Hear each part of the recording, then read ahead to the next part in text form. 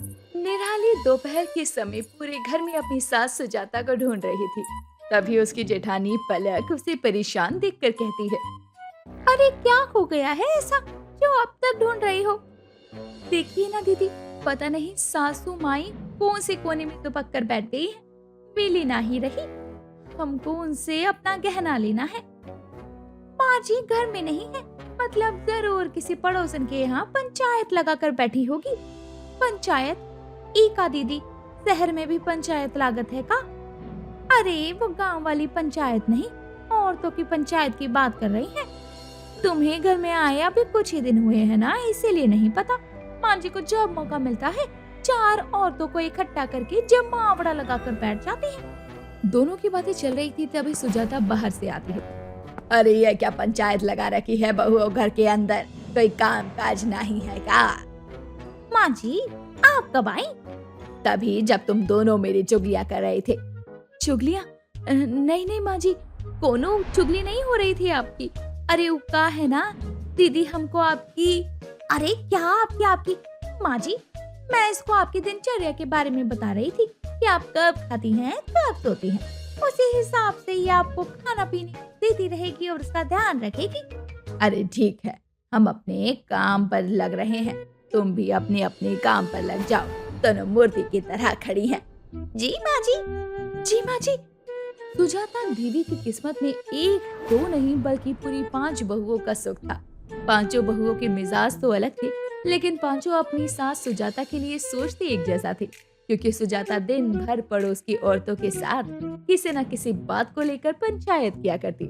सुबह के समय दूध वाला आता है। अरे अम्मा जी दूध ले जाइए। बड़ी बहू, अरे छोटी बहू, अरे कहाँ मर गई हो सबकी सब? देखो इसको, अरे खाली हाथ क्या चली आई? पतीला लेकर आ, या ऊ तोहरी अम्मा लेकर आएगी। अरे अम्मा जी जल्दी कीजिए, हमें और घरों में भी दूध लेकर जाना है। थोड़ी देर टहलने से मौत नहीं आ जाएगी, सब्र कर ले थोड़ा, तेरी भैंस भाग नहीं रही है किसी सांड के साथ। तभी उसकी सबसे बड़ी बहू रिधिमा पतीला लेकर दूध वाले के पास आती है। भैया 2 लीटर दूध देना। जी भाभी जी। वैसे भाभी जी, ये अम्मा जी खाली का आप लोगों को आवाज लगाने का ही काम करती हैं का? इतनी देर में तो खुद ही आ जाती बाहर पतीला लेके। अब आप तो जानते हैं ना, माँ जी को वो सबको सुनाती है किसी न किसी बात पर। आप पतीला लाने की बात कर रहे हैं, वो तो अपने आप पानी लेकर भी नहीं पीती। गजब है भैया, इतना आलस तो अम्मा जी को पड़ोसी से बतियाने में नहीं आता है। अब दे नहीं हो रही है तुझे मुए, खाली पीली मेरी बुराइयां करने में लगा हुआ है। चल फुट यहाँ से। लो कर लो बात, हम तो जा ही रहे हैं। ये लो भाभी जी अपना पतीला। वैसे अम्मा जी इस बार हमारा हिसाब थोड़ा तनिक जल्दी कर देना, हमें गांव निकलना है। पहले तू यहाँ से जा। दूध वाला मुंह बनाकर वहाँ से निकल जाता है। रिधिमा भी पतीला लेकर रसोई में जाती। समय गुजरता है। सुजाता कभी मोहल्ले में बातें करने बैठ जाती, तो कभी घर में ही पड़ोसनों को बुलाकर पंचायत करती। एक शाम बहुत देर से पड़ोसिनी सुजाता के घर बैठी हुई थी। उसकी 5 बहुएं रसोई में चाय पकौड़े तैयार कर रही थी। कभी कभी तो लगता है इस जिंदगी में चाय नाश्ता बनाने के अलावा कुछ रह ही नहीं गया है। इस सासू माई भी गजब की आइटम जान पड़ती हैं। अरे 2 घंटे से बतिया रही हैं, चापड़ चापड़ बोले जा रही हैं और थकी नहीं रही। अरे पकोड़े तलकर हमरे तो हाथ की जान निकल गई, लेकिन ये औरतें भी जाने का नाम नहीं ले रही। मुफ्त के पकोड़े ठूसने को जो मिल रहे हैं। अरे वो क्यों जाएंगी, उनको तो मुफ्त के चाय पकोड़े और बातें करने को मिल रहा है। सबका टाइम पास हो रहा है। अकल तो हमारी माँ जी की घास चरने को गई है, सबको घर बुलाकर पंचायत लगा रखी है। बहुत हो गया, मैं तो जा रही हूँ अपने कमरे में, मैं बहुत थक गई। अरे 5 की 5 लगी पड़ी हो रसोई में, लेकिन इतनी देर क्यों लग रही है मेहमानों की खातिरदारी में? सासू माई हम इंसान हैं, मशीन नहीं। पिछले 2 ही घंटे से रसोई में खटपटे आए रहे हैं। अरे तो कौन सी बड़ी बात हो गई, बहुओं का तो काम ही होता है बड़ों की सेवा करने का, और तुम लोग इसी में भी नखरे दिखा रहे हो। माँ जी भी ना अपनी पंचायत के चक्कर में हम सबको मजदूर बनाकर रखती हैं, और तुम दोनों कुछ कहती क्यों नहीं हो? दीदी ये दोनों जानती है कि माँ जी नहीं सुधरने वाली, इसलिए दोनों अपने शब्दों को बर्बाद नहीं करना चाहती। लेकिन इधर हमारी जवानी तो रसोई में ही बर्बाद हो जाएगी ना।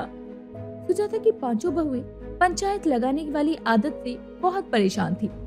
समय के साथ सुजाता की ये आदत और बढ़ती जा रही थी। वो बात करने के चक्कर में खाना पीना भी भूल जाया करती। एक सुबह सभी नाश्ता कर रहे थे, तभी सुजाता को किसी का कॉल आता है और वो नाश्ते पर से उठकर जाने लगती है। अरे माँ, आप कहाँ जा रही हो इस वक्त?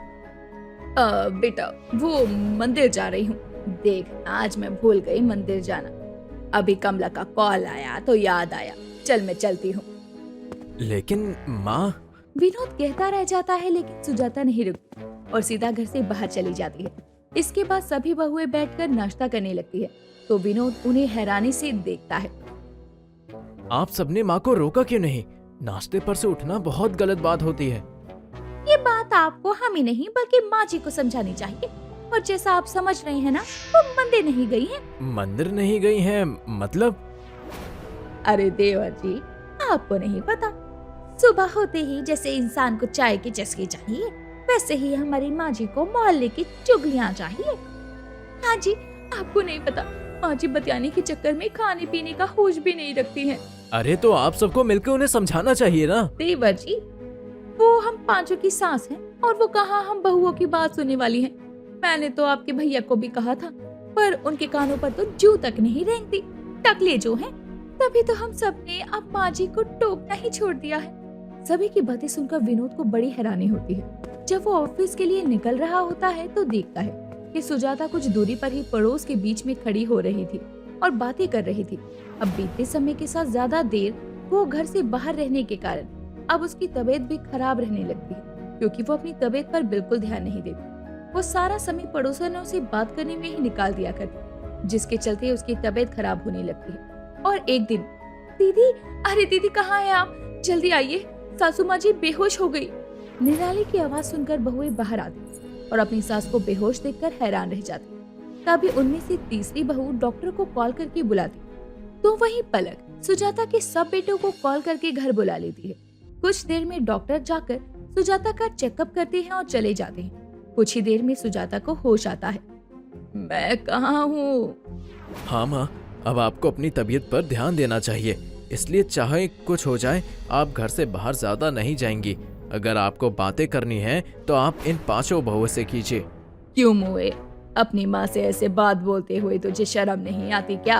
अरे कुछ गलत नहीं कह रहे हैं देवा जी, ये तो बातें करने के चक्कर में अपना खाना पीना दवाई लेना सब भूलती जा रही हैं। उसी का नतीजा है कि आप ऐसे अचानक बेहोश हो गई। अरे कैसी बातें करती है बहू, अरे बढ़ती उम्र का तकाजा है, थोड़ी बहुत तबीयत खराब तो हो ही जाती है। ये आपकी गलतफहमी है सासू माई। अभी डॉक्टर साहिब आपको देखने आई रहे और कह के गए कि आप बहुत कमजोर हैं। ऊ का वजह से आपका ईपी बीपी सब लो हो गया है। अब सुजाता की तबीयत के चलते पांचों सुजाता पर नजर रखने लगती हैं और पंचायत लगाने के लिए उसे घर से बाहर नहीं जाने देती।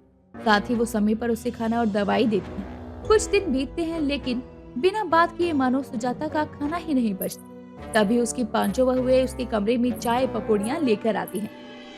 अब अपनी बीमार सास को तुम पांचों ये तला भुना खिलाओगी? अरे बिल्कुल नहीं माँ जी, कौन कहा आपसे कि ये तला भुना हम आपके लिए लाए हैं? आप तो इको पते की बात सुनिए, वो कांता आंटी है ना, उसकी बेटी भाग गई। क्या? कब? किसके साथ? अरे आराम से माँ जी, सब बताते हैं आपको। पता है शर्मा अंकल की शादी का कार्ड आया है घर में। अरे शर्मा की शादी नहीं, उसके बेटे की शादी का आया होगा नासपीटी। पहले हमें भी यही लगता था, पर नहीं, शर्मा जी ही घोड़ी चढ़ने की तैयारी कर रहे हैं माँ जी, जबकि बेटा कवारा बैठा है। हाय दैया, बूढ़े घोड़े की लाल लगाम। और बताओ कुछ नया। इस तरह पांचों बहू अपनी सास के साथ पंचायत करती हैं, जिससे अब सुजाता का भी मन लग जाता है और वो समय से दवाई भी लेती है, जिससे कि उसकी तबीयत में सुधार आता है। और कभी कभी बाहर टहलने से, पड़ोसरों से बात करके भी उसका मन बहल जाया करता। लेकिन वो पहले की तरह मोहल्ले में पूरे दिन पंचायत नहीं लगाती। आरती एक बहुत ही सीधी और सुलझी हुई लड़की थी, जिसने अपनी शादी के बाद अपने ससुराल को बहुत अच्छे से संभाल लिया था। लेकिन उसकी जिंदगी तो तब बदली जब उसका पति रोहन एक दिन उसकी सौतन घर ले आया। आरती, इससे मिलो, यह है मेरी दूसरी पत्नी रेखा। मैं इससे बहुत प्यार करता था और हम दोनों ने शादी कर ली है। अब से ये हमारे साथ इस घर में रहेगी। रोहन जी, आप ऐसा कैसे कर सकते हो? आखिर क्या कमी रह गई थी मेरे प्यार में जो आपने मेरे जीते जी दूसरी शादी कर ली, मेरी सौतन को घर ले आए? आरती, तुम्हारे प्यार में कोई कमी नहीं है, लेकिन तुम इतनी सुंदर नहीं हो जितनी रेखा है, और इसलिए मैं अपने आप पर काबू नहीं रख पाया और इससे शादी कर ली। आपकी भूल कोई छोटी मोटी नहीं है जिसे मैं माफ कर दूं। अभी भी वक्त है, इसे घर वापस भेज दीजिए। हमारी बसी बसाई गृहस्थी में आग मत लगाइए। आरती की ये बात सुनकर रेखा चिढ़ जाती है और गुस्से में बोलती है, ओह हेलो, मैं कोई रास्ते से उठाया हुआ सामान नहीं हूँ जो जब मन किया मुझे घर से बाहर भेज दोगी। मैं इस घर में शादी करके आई हूँ। जितना हक तुम्हारा इस घर पर है ना, उतना ही मेरा भी है। कैसे हुआ तुम्हारा हक? तुम जानती हो ना कि पहली पत्नी से तलाक लिए बिना दूसरी शादी गैर कानूनी है और उसका कोई भी हक नहीं होता। लेकिन मैं तुम्हें एक बात बता दूं, मैं रोहन के बच्चे की माँ बनने वाली हूँ। जो सुख तुम नहीं दे सकी वो मैं देने वाली हूँ। इसीलिए ही रोहन जी ने मुझसे शादी की है। अपनी सौतन रेखा की ये बात सुनकर अब आरती का दिल पूरी तरह से टूट जाता है। उसे कुछ भी समझ नहीं आता कि अब वो क्या करे। इसके बाद आरती ये सोच लेती है कि अब वो इस घर में नहीं रुकेगी। वो अपने पति रोहन को छोड़कर चली जाएगी। अपने स्वाभिमान के लिए मैंने अपने पति का घर तो छोड़ दिया, लेकिन मुझे कुछ भी समझ नहीं आ रहा कि अब मैं कहाँ जाऊंगी, कैसे रहूंगी। आरती अपने मायके भी नहीं जाना चाहती थी, क्योंकि वो अपने मायके वालों को दुखी नहीं देख सकती थी।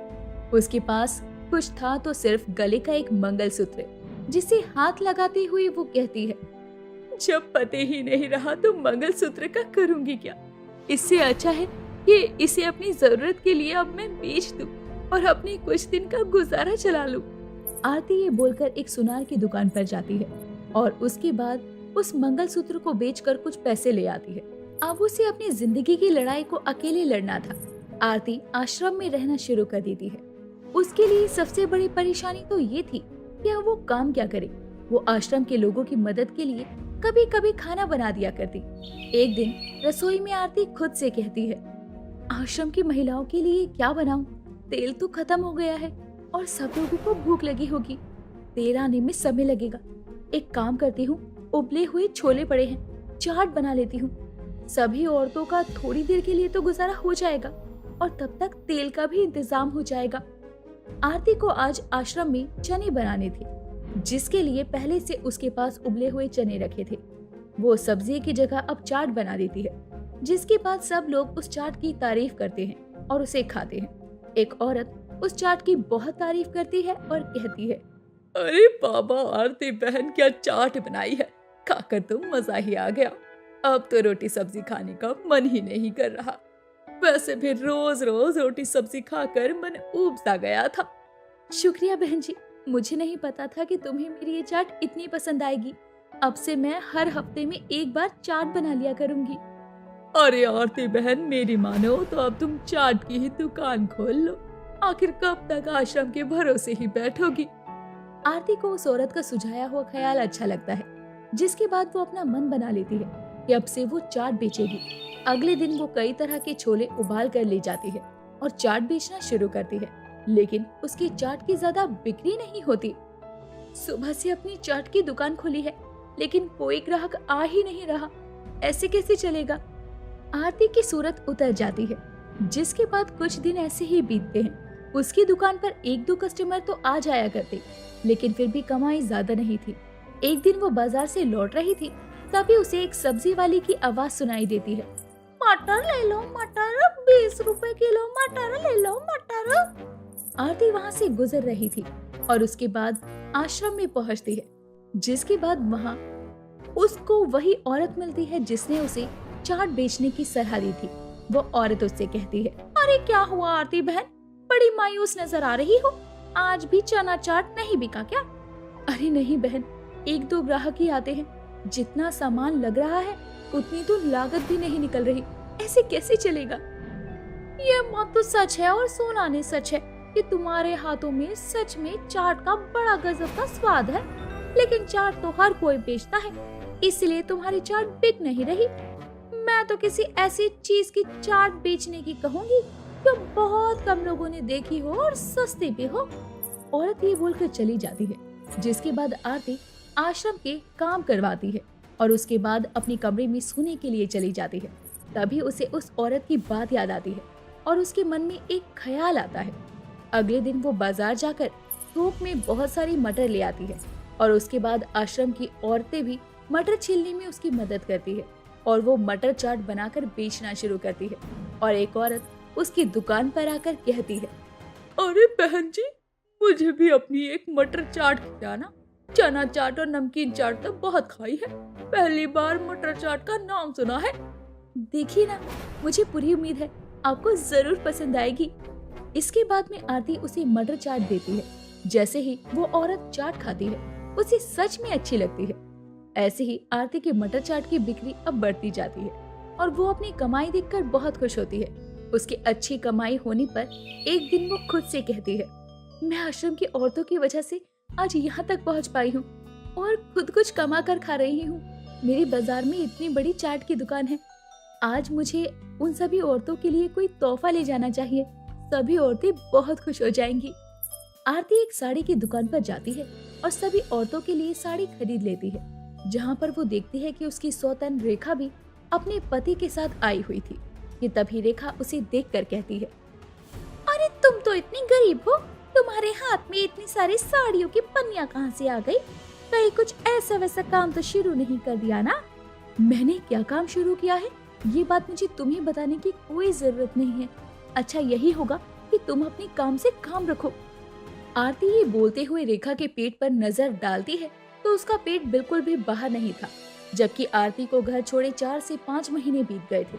आरती ये बात सोचकर उदास थी और मन ही मन वहाँ से जाने लगती है। तभी रोहन किसी तरह दुकान से बाहर आता है और आरती को रोक कर कहता है, आरती मुझे माफ कर दो, मैंने बहुत बड़ी गलती कर दी तुम्हें छोड़कर और इस रेखा से शादी कर इसने अपने प्यार के जाल में मुझे फंसा लिया था। अब ये मेरे साथ नौकर जैसे सलूक करती है, मुझे मेरे ही घर में काम करवाती है, माँ को भी परेशान करती है। कोई बात नहीं रोहन जी, मैंने आपको माफ किया। आपने जो भी किया वो जाने अनजाने में किया, मुझे उससे फर्क नहीं पड़ता। लेकिन आपने मुझे ये सिखा दिया कि मेरा भी कोई वजूद है। आरती, मैं चाहता हूँ कि तुम मेरी जिंदगी में वापस आ जाओ। रेखा ने मुझे झूठ बोला कि वो माँ बनने वाली है और मैंने भी संतान की लालच में उससे शादी कर ली। जबकि डॉक्टर को दिखाया तो मुझे पता चला कि कमी मुझ में है और फिर भी हमेशा तुम्हें दोष देता रहा। नहीं, अब मैं अपनी जिंदगी में आगे बढ़ गई हूँ और मैं वो रेखा नहीं हूँ जो किसी और का घर तोड़कर अपना घर बसा लूं। मैं आरती हूँ आरती। आपको आपकी नई जिंदगी मुबारक हो। और आपकी जानकारी के लिए बता दूं, बाजार के अंदर जो मशहूर मटर चाट वाली है वो कोई और नहीं, मैं ही हूँ, यानी कि आपकी पूर्व पत्नी आरती। मुझे खुशी है आरती कि तुम अपनी जिंदगी खुलकर जी रही हो। शायद मुझे मेरे पाप की सजा मिल रही है कि कभी मैं बाप नहीं बन सकता और मेरी जीवन संगनी तुम जैसी अच्छी औरत नहीं, ये रेखा बनी है। रोहन को अपनी गलती का एहसास हो चुका था, लेकिन अब कुछ भी ठीक नहीं हो सकता था। जिसके बाद आरती भी वहाँ से चली जाती है और आश्रम की सभी औरतों को साड़ियाँ देती है।